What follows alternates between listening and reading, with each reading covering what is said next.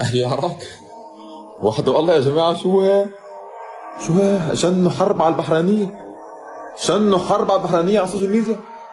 ولك يا جماعة ما بينمزح معهم، العراقية ما بينمزح معهم أبدا. لفهمكم شو هو الموضوع. في بطولة انعملت قبل بطولة كأس آسيا، مين هو أكبر جمهور بكل آسيا؟ فقرر الاتحاد القطري الدولي الصفحة الرئيسية اللي عندهم يعملوا قرعة.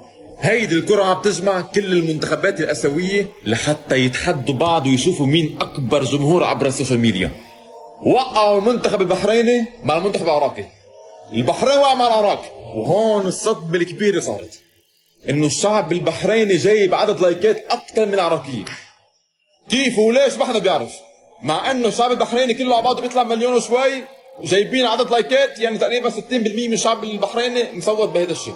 يعني يا اخي اذا صار في انتخابات عندكم نيابيه او شيء اقسم بالله مش قد بتصوتوا. الشعب البحريني اعذروني، انتوا يا اخي كان عندكم هاكر طلعكم هالقد، لانه بساعتين كنتوا انتوا 10000، كنت شايف انا 10000 لايك، طلعوا فوق 200000.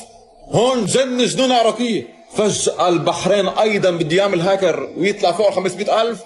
اجا يا معلم جمهور عراقي مدري من وين، هب صاروخ صوت المنتخب العراق لحتى يقلب ريمونتادا تاريخيه فما حاجه ويتاهل الى ربع نهائي كاس اسيا للشعب العراقي.